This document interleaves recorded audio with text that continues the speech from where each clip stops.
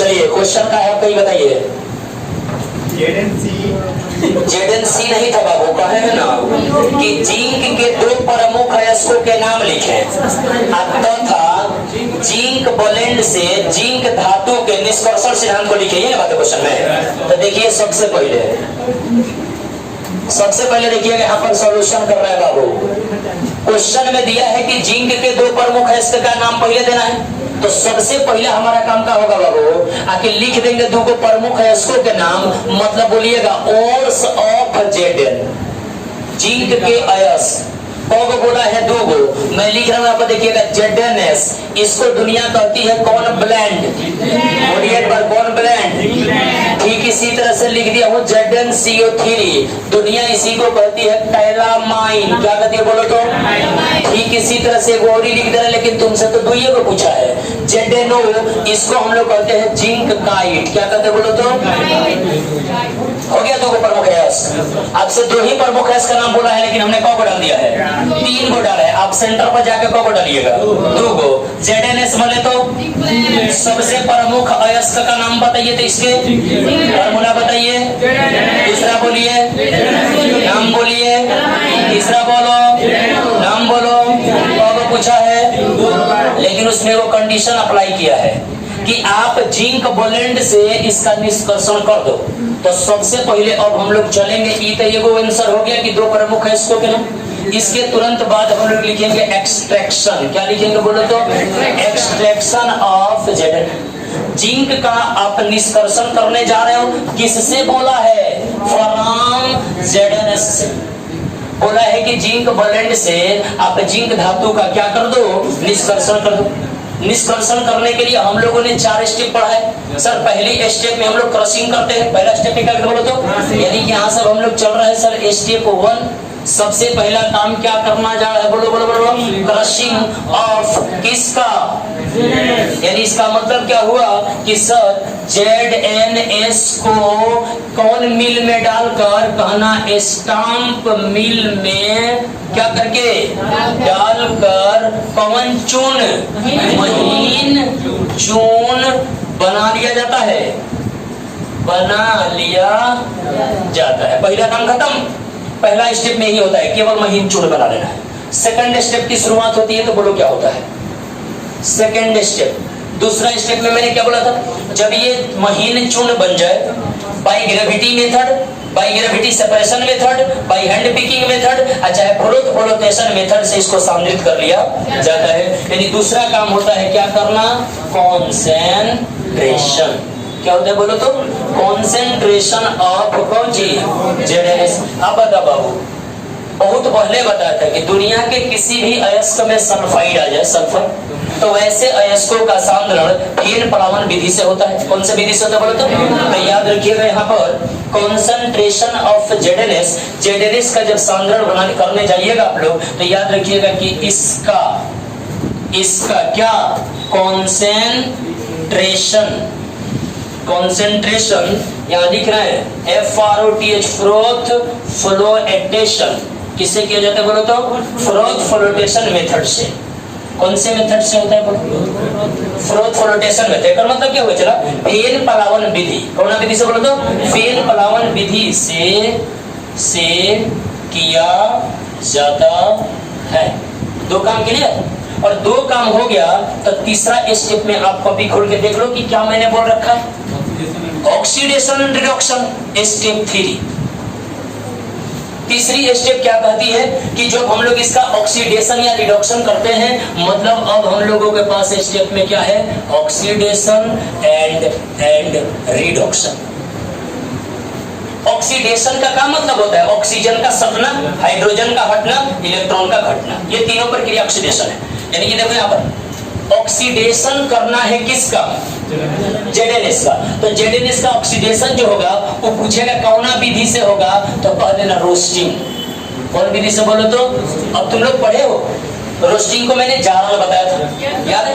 जब किसी सल्फाइड अयस्क को वायु की उपस्थिति में उसकी एमपी से कम ताप पर गर्म किया जाता है तो वह सल्फाइड अयस्क ऑक्साइड में बदल जाता है।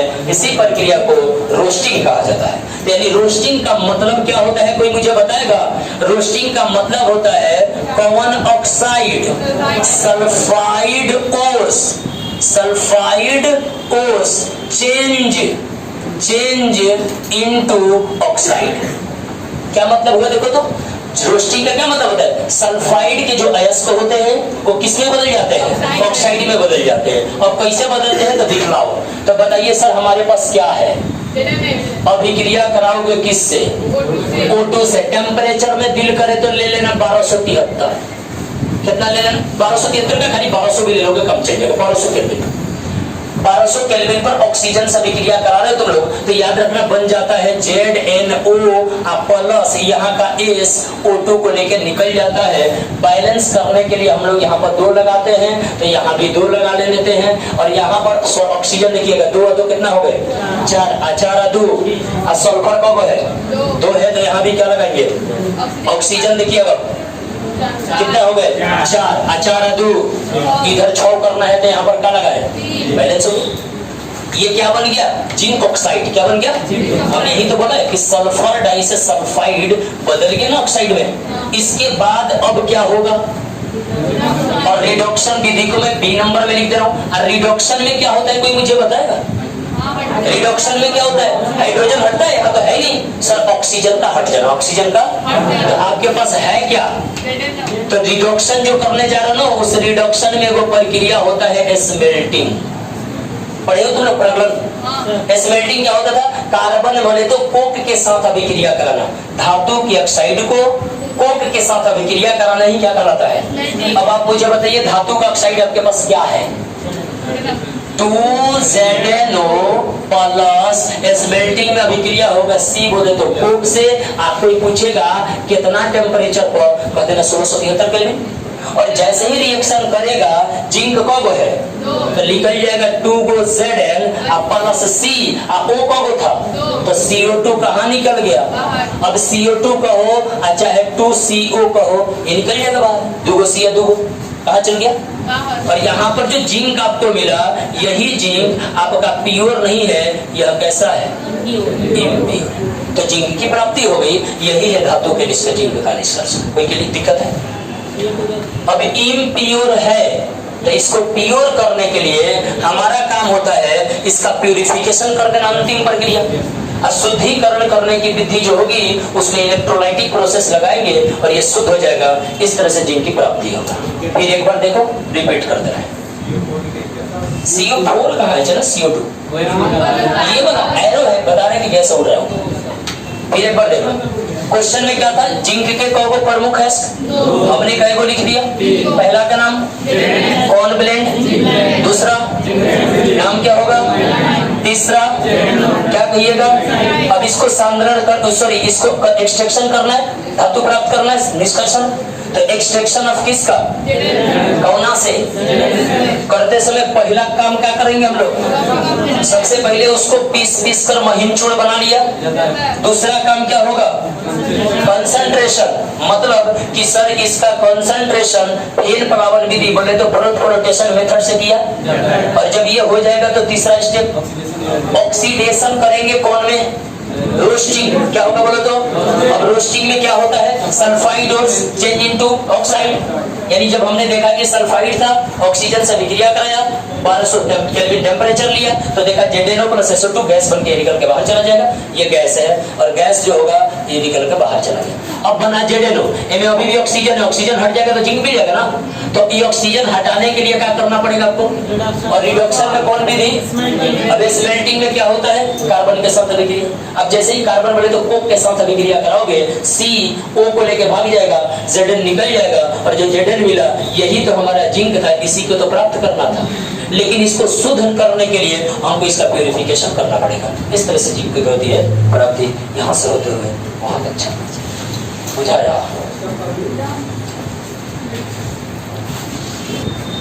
चलिए इधर देखिए, ऑक्सीडेशन और स्मेल्टिंग माने रिडक्शन हुआ तो आपको क्या मिल गया? खाली जिंक। लेकिन ये जिंक में अभी भी अशुद्धि है। आप ये समझ लो ना, आलू देखे हो तो ऊपर मिट्टी लगा था, आपने मिट्टी को पानी में धो धा के हटा दी, अब अंदर सोना है कि नहीं तो काटने के बाद पता चलेगा। तो इसको तोड़ के इसका प्यूरिफिकेशन करेंगे। देखिएगा अब आखिरी स्टेप, ये तीसरा स्टेप था, तो अब स्टेप नंबर 4 अंत में हम लोग क्या करते हैं बोलो तो? प्यूरिफिकेशन, शुद्धिकरण। अब प्यूरिफिकेशन जब इसका होगा तो आप याद रखिएगा हमेशा किस विधि से होगा, तो कहिएगा कि इलेक्ट्रोलाइटिक प्रोसेस से किया जाता है। देख ले भाई, जिंक का प्यूरिफिकेशन किस विधि से होता है? इलेक्ट्रोलाइटिक प्रोसेस से। अभी इलेक्ट्रोलाइटिक प्रोसेस क्या है तो आप देखिए, आप लोग को मैंने पीछे बताया होगा कि एक बर्तन लेते हैं, इस बर्तन में हम लोग सर पानी को डाल देते हैं। देखिए खूबसूरत दिख रहा, दिख रहा। और जिस धातु का आपको प्यूरिफिकेशन करना है उसी धातु के साल्ट को इसमें मिलाते हैं। हमें किसका करना है? Zn का, इसीलिए मिलाएंगे इसमें ZnSO4। दो तरह के इलेक्ट्रोड लेते हैं, एक इलेक्ट्रोड तनी लंबा चौड़ा होता है, एक इलेक्ट्रोड पतला होता है। डाल दिए दो इलेक्ट्रोड इसमें। जो मोटा होता है इसको ले जाके जोड़ देते हैं कौन सी से? प्लस से, और दूसरा को प्लस को एनोड कहते हैं। तो बताओ दूसरा को क्या कहोगे? पक्का ना? क्लियर हुआ यहाँ तक? जो मोटा होता है इसमें मेटल भी होता है, प्यूरिटी भी होता है, इम्प्योरिटी भी होता है, और शुद्धियां भी इसमें है, लेकिन हमको खाली शुद्ध कर देना है। तो ये जो मेटल है ना, ये किसका बना है बोलिए तो? जिंक का। किसका बना है? लेकिन है कैसा?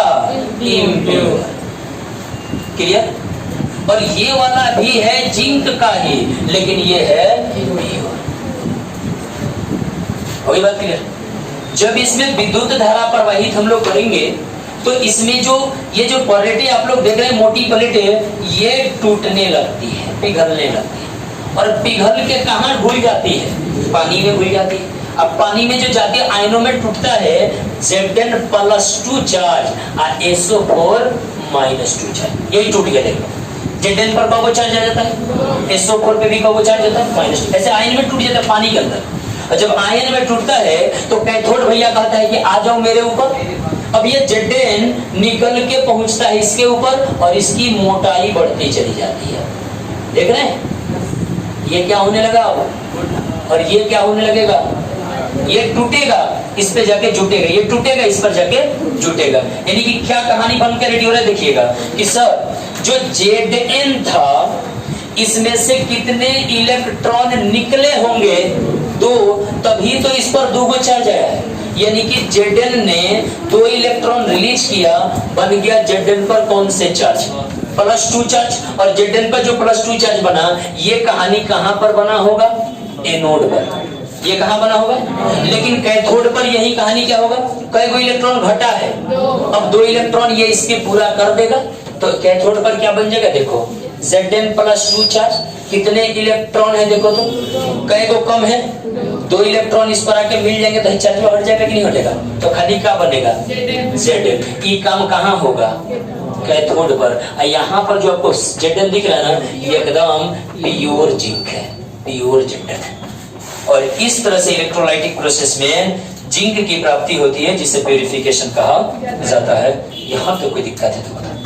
इतनी प्रक्रिया आप करके आइएगा, तब जाके ये 5 मार्क्स के लिए आपको वैलिड होगा। समझ भैया 5 नंबर लेना है, यहाँ तो 2-2 नंबर के लिए पूरी चैप्टर पढ़ना पड़ता है आपको।